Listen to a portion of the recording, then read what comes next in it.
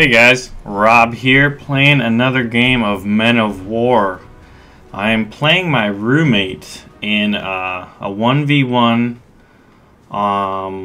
The game mode is Assault Zones, as you can see on the mini-map in the top right by the 3 yellow flag points, and here I am rushing the middle one. And the map is Winter Church, which is a fun map that Dave and I have played before. We're both pretty familiar with the map. This is one of my favorite ones. This and Bocage, or Bocage, whichever way you want to put it. Probably my 2 favorite maps in Men of War so far. And I have my SMG squad, and I decide to take the middle control point and send one of them over to the far left, realizing or anticipating that my roommate will not attempt to go after the farthest flag point, similar in nature to how I've decided not to rush the flag point that is closest to his spawn. And my roommate here sends a lot of infantry straight into this house to take cover, and I had moved my infantry around to where I had pretty good cover of the area. As you can see, I have some guys in different windows, so I was able to wipe out that squad. And he probably sent them in thinking, oh, I'll rush them into this house and I'll be able to attack any of Robert's guys who are taking the middle flag point, and he's probably focusing a little more and consolidating his defense work. So that's one of the issues in this game, is if you're not really constant, like, you got a lot to manage. So if you send one squad here, they may get wiped out while you're trying to do something else. So fortunately, I was able to take out his SMG squad. And at this point, I get a T-70 tank. And as David can attest to, I'm a big fan of this tank. If it's Russia versus Germany, he can pretty much count on seeing one of a T-70 at some point in this game. I'm able to take out one of his light vehicles. It rushed in, and having SMG squad infantry in the middle flag point, one of them was able to throw an anti-tank grenade. Granted, he got taken out as well, because it was in such close proximity to where he was, the explosion when he threw the grenade. So at this point, I decide I have 2 flag points, and instead of doing what I normally do against David, which is to consolidate my defenses, I decided to kind of go on the attack to divert his attention. And on my way up there, as you can see in the casualty in the top left, and as you can see when I find a few more of them, he spends he's laying anti-tank mines in anticipation of my assaulting this control point from this side of the map. So I was fortunate enough to see him still in the process of putting anti-tank mines, and as you can see here, I look at that guy to see what kind of guy he was. So I realized, well, I'm not going to rush my T-70 in there because he'll get wiped out. So on my way to try to contest this flag point, I run into a lot of pretty well bunkered in infantry, and there's no cover. There's some concealment I can use, but in order to get cover, I'm going to have to rush up to that little shed there. So I pull my T-70 because I realize it cannot charge in, in the way I'd planned on. So I slowly start creeping my men forward to try to engage his. And he's got men very well spread out, so most of the men I send are unceremoniously executed by David's Wehrmacht infantry. And that guy didn't have a chance. My guys are getting shot at from all sides. I got my last survivor here. My last 2 survivors, correction. So I decided to rush them both up there, at least distract him.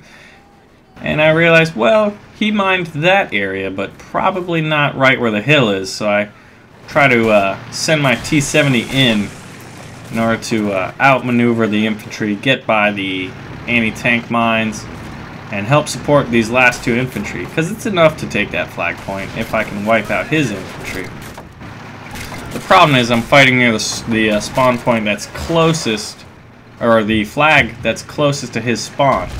So anytime he could spawn a tank or any anti-tank infantry and vehicles to kill my T-70 here, which is turning out to be a hero of the Soviet Union in the amount of men he's been able to kill so far. So I think I kill all of his men, realizing he just spawned a Panzer IV. I send a man up, he gets wiped out, realizing there's a few more infantry holding this area. And I try to get my T-70 tank out, but I just waited too long, and the T-70 gets taken out by the Panzer IV. He rushes up some infantry and take out my tank crew, who were exiting the burning heap of rubble that was my T-70 tank. He pulls up his Panzer IV and infantry, appropriately screened by some infantry to consolidate his flag point there. And I'm debating whether to get some artillery to kind of pin down this area. And my last infantry gets taken out, so I'm going to lose vision over here. So I realize with that infantry screen and that tank, he will more than likely come at the middle. So I get, what is it? I believe it's a KV-85, which is generally one of the tanks I use the most early mid-game in Men of War. And I put him in between this house row and this hill to get a good shot, because I'm anticipating him coming in. And I decided, hey, I'm going to need some infantry to support this tank, so I pulled him up as well, just in case he tries to rush some SMG infantry. I used my scout, and I'm able to see where his Panzer IV is. And I'm able to determine he is, in fact, going the way I kind of anticipated he would.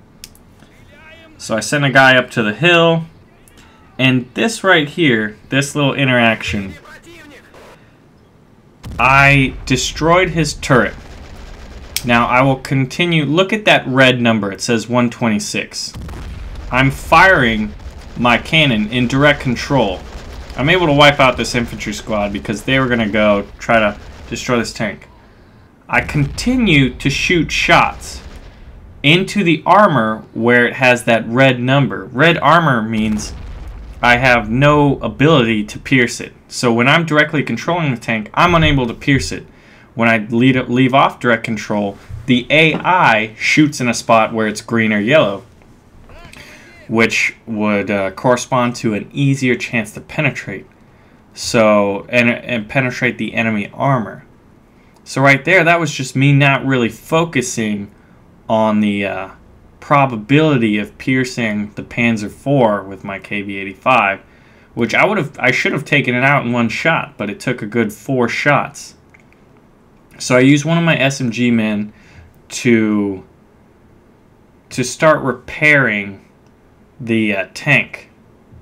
And then I start thinking to myself, you know, knowing David, he really loves his counter charges and his hooks, hook maneuvers. So I'm anticipating that he's going to rush my far left flag point. He's probably thinking, okay, he's got the middle buckled down. He will, but his far flank is probably not very well defended since he's committed so much resources to trying to take my flag point. This is what I'm thinking he's thinking, which is the fun of playing strategy games. So I start putting my men in the windows in these houses to kind of anticipate, like, if he comes this way, I want to be able to see it. So I put a few men to give me enough vision of the area to give me adequate notice. And I sent a few more over here just in case he does try to bum rush the middle. I'll at least have enough time to see them coming and put out a unit or two to help contest the middle. So I'm trying to shore up all 3 areas, give me vision of anything coming out of his flag point, and then good vision on the 2 that I hold. And I'm sending my scout in to see what's going on over there.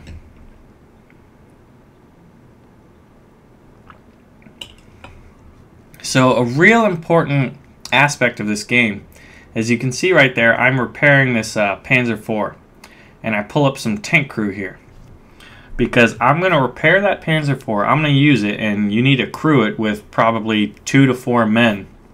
So I purchased tank crew, which are very cheap, and once that Panzer IV is repaired, fully repaired, granted I did a lot of damage to it, so it will take longer because I destroyed the hull and I destroyed the turret, so both of those will have to be repaired, which takes a bit of time. And the T-70 is unable to be repaired, so that's why David is not repairing it, or otherwise he would have. So I keep waiting and checking up on the Panzer IV to see when it's available. I'm stockpiling some resources right now because I don't know exactly what he's going to do. Put up some sandbags with the rifleman squad here in case he's to send any infantry at this flag point. I have an anti-tank gunner just in case he sends a vehicle. Hopefully, if it's a light vehicle, I'll be able to take it out, and if it's a medium or heavy vehicle, I should at least be able to detrack it and stall it. Spreading out my infantry to, you know, keep them from being able to be wiped out in one fell stroke. Concentrating on the middle here. Have a lot of men in the houses covering this Panzer IV because I really want to use it. Because your resources are limited. You can't just build anything you want. So that's the importance of repairing vehicles whenever you can, and salvaging vehicles. Here I'm salvaging his vehicle that I took out earlier, and it is finally, well, it's not finally done. It looked like he was. The guy did a little bit of some jumping jacks over there or something. So I'm still trying to figure out what is he doing, because I haven't seen a whole lot from him in a while, and I know he loves to build up these big counterattacks and hit you hard.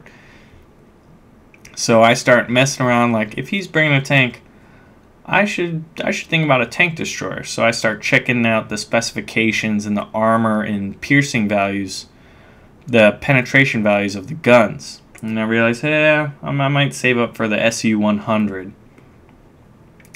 you know, in case he brings out some medium heavy tanks. Because I'm not... In terms of a shootout between German and Russian tanks, I feel like the Joseph Stalin tanks, they have really powerful guns, but they're so slow to reload that I'd rather have faster reload times than you know, powerful shots. Because lately I've been focusing on detracking or taking out turrets, kind of not trying to destroy the tank in one shot, but to demobilize it and then usually flank it with a lighter vehicle or hit it with some anti-tank grenades or anti-tank rifles, some stuff like that. So that's why lately I've been playing around with faster fire rates than building some Joseph Stalin 1, 2, or 3 tanks and just getting this big slugging match. Because in my experience playing David, his King Tiger, his Tiger, and his Panthers have generally been able to take out my heavy tanks. Because he'll usually have, you know, send his infantry screens or have some anti-vehicle infantry. So I've just lost them. So I figured I got to try something different against him, because it's just not going to work in a punching match with a King Tiger tank, because the armor values are just so strong. So the Panzer IV is finally completed. So technically, the cost of that tank was time. I had to repair it, and I bought one pair of tank crew, and I have 1 SMG infantry in it. So the cost of this tank to me is negligible, because all I had to pay for was the infantry. So I put him on this side in case he tries to rush a heavy vehicle into the middle flag point. And as you can see, the score, I'm pretty high up there, and so I know he's gonna have to make his move soon. And knowing David's tendency to try to hook really far around the sides of the map, I sent in another scout, and look what I come across. A panther sneaking around the side of the map. So that was just pretty lucky timing on my part. I should have probably had that scout out earlier. But the timing worked out very well for me. And I'm thinking, okay, with a panther, I have my KV-85 I've had since the beginning of the game, and I'm going to use this SU-100 tank killer. Now, tank killers are lower in armor.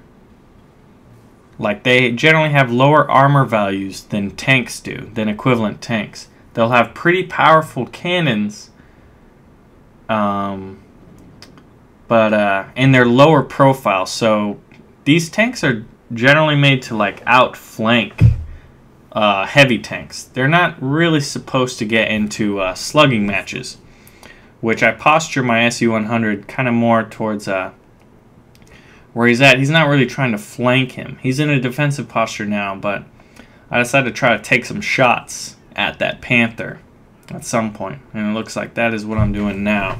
Pulling the SU-100 up and moving my tanks to support this flag point, now realizing this is the one he's going to try to hit. And if you look right below the mini-map on top of the purchasable units, my manpower is capped out pretty much. I have 97 out of 100 because I have all these infantry spread around the map that have survived long enough to where now they're affecting what I can purchase. So I'm trying to send the scout up to give me better vision in order so I can pull off a shot with this SU-100.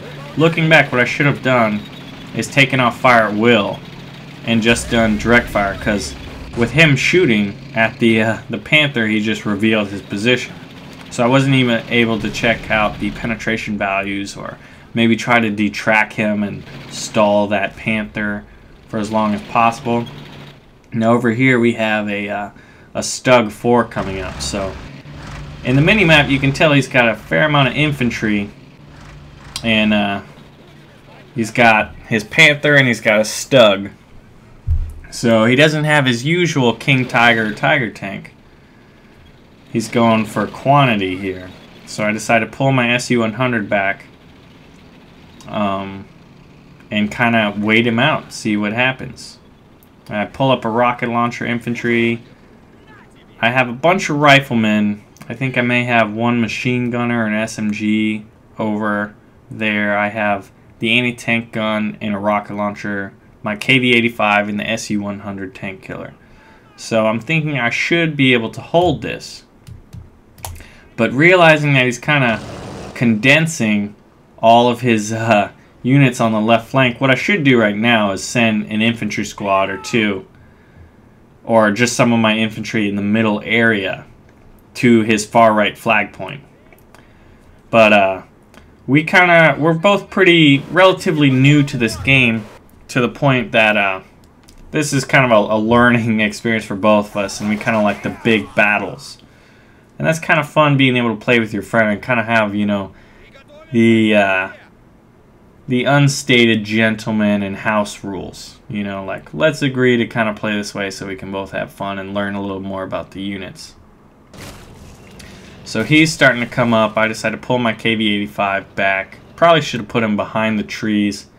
And then realizing he's committing everything over there, I decide to move the captured Panzer IV up. Now, I think these are assault infantry. Yeah, they're assault infantry, which is why they're taking so many shots right now, because they got some body armor. And they're able to rush up, whereas a normal infantry squad wouldn't have done that well. My SU-100 does quick work to the assault infantry and the stormtrooper. Or otherwise, he would have easily won that against a bunch of riflemen. So at this point, I see the Panther coming up, and I try to take control of my anti-tank rifleman and detract this thing, but I'm unable to do it. And he takes it out with his infantry screen. So I try to use my SU-100, and his Panther takes that out. I'm able to detract his tank with my KV-85, and he takes out my KV-85 tank. So I have no vehicles at this point. And I could have purchased one from the spawn, but I realized, hey, look at what I have. And I get this really excellent flanking shot and destroy his Panther with his Panzer IV that I captured earlier in the game. So I cannot, that captured tank turned the tide of this battle. He would have overran that position relatively easy with the Panther and the Stug and the infantry that he had. The KV-85's down, the SU-100's down. Everything died except for that tank in terms of armor that I had at my disposal. So instead of worrying too much about that Stug, I decide to rush up and contest this flag point over here. And the game is winding down because that was his big attack. The problem with waiting and building up a big army is if it fails, you wasted enough time to where you probably lost the game. And that is exactly what happened here. I decided to divert my attention back over to try to kill the Stug, and these are the results of the game. It was a lot of fun, and the game was decided on the vehicle that I salvaged of his. Great game.